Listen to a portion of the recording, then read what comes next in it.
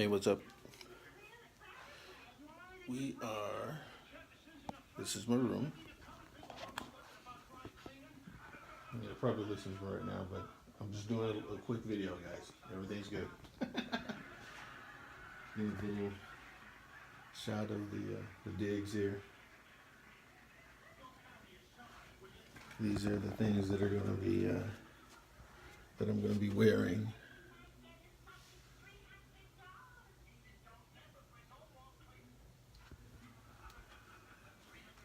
In case of emergency.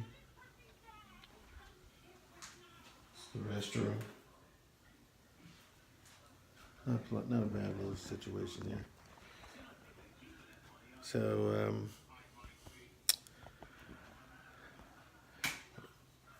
just a few minutes, I'm going to be getting fitted. And it's going to be a split test.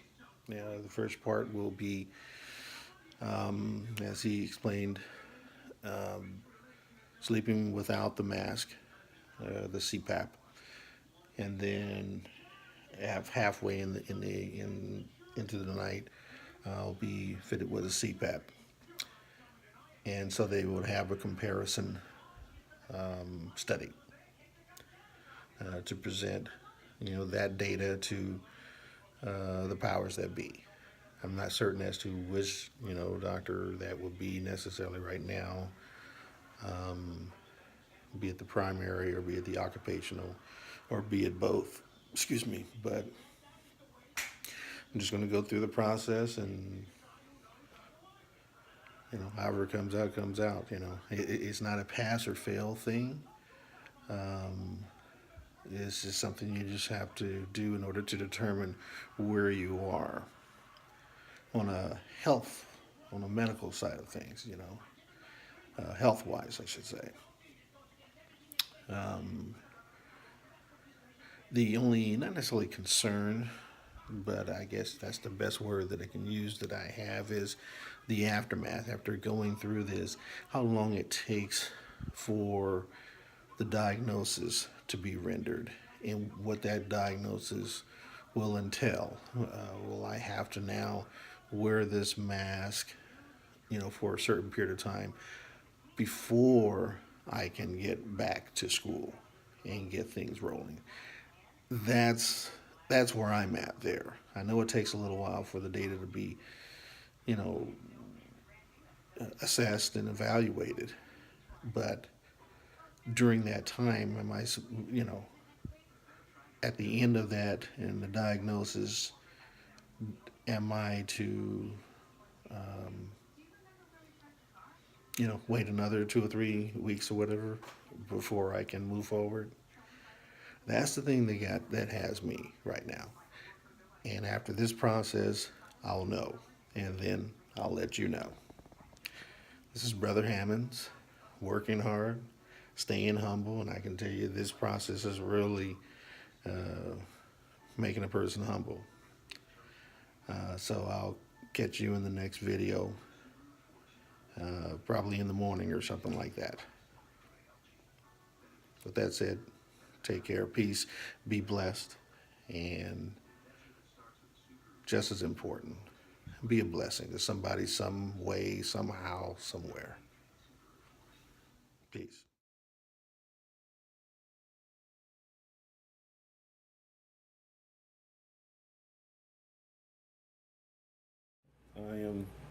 I'm Cyborg.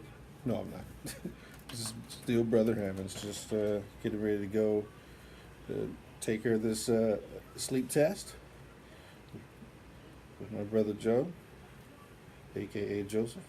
And I've got Angel on the monitor in the other room there, Angel Jesus. So what does that sound like, guys? Well taken care of.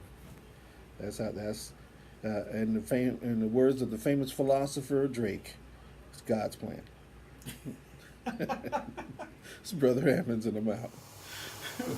Working hard, staying humble. Just woke up from the sleep test here, and I'll expound on it a little bit more after I get out of here. All right, and then go get some grub somewhere. Hey, it was interesting.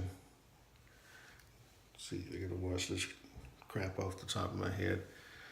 It was interesting. Um, no biggie or whatever. I had no problem uh, sleeping.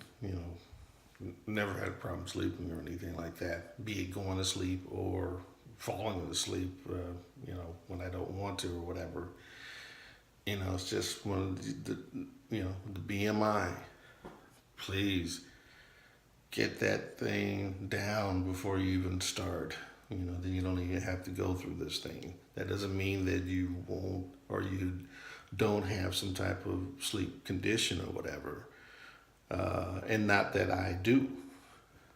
We'll see, what the data says, after they're evaluated, which is my only real beef about anything as far as the time that they're proposing that it might take, and not necessarily for on this end of it, for them to evaluate what's there or what isn't there, but the time that CRST, or at least the occupational doctors, what they're going to want to see as far as before moving forward. That's the thing that's getting me, because the only thing, like I've been telling everyone, hey, I've been in limbo for now almost 30 days, and for what? I mean, come on.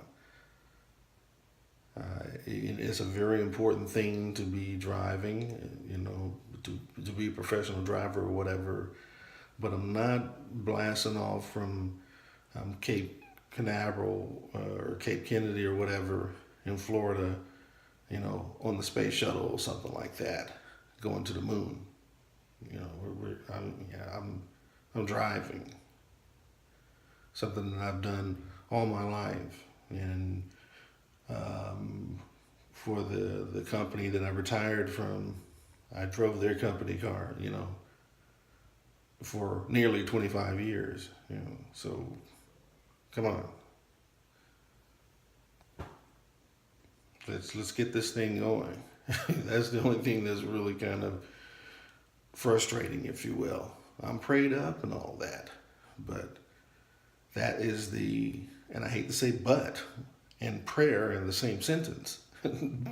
As far as, hey, God, yeah, I know you've got this, but me, I'm not trying to say that at all. I'm just saying that, the human part of me is a little bit anxious to get this thing going, and it just seems like it's just one thing after another. But I know that it's all working together for my good. Romans 8:28. You've heard me mention that before. I'll mention Romans 8:28 time after time, because that's what I live on and stand on. That promise that all things are working together for good to those who love God. And that's me. And so I offer that to you as well. Anyway, let me jump in the shower. I'll talk with you in just a bit. All right. I'm getting ready to fill out this survey here, I believe it is. Questionnaire, morning questionnaire. And I will say that I had a good night's sleep, I sleep well anyway. That the mask, which is a part of the second, they do what's called a split. Let me get me some of this fan. I love fans. I love fan air. At any rate,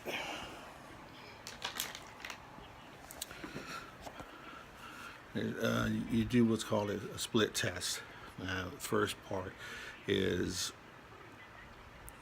you sleep, without, a CPAP mask on, and then the second part you sleep with the mask on. So, and they need at least 6 hours of data, sleep data. So it's like 3 hours, without it, and then they come in and then they put it on. It's a real smooth and quick procedure. It's not startling or anything like that, but wearing the mask, it takes a little bit to get used to. If you've ever been in the military and have had to, or law enforcement or something like that, or I guess probably even firefighting, and you've had to put on a gas mask or something like that, to go into the gas chamber, then it's similar to that.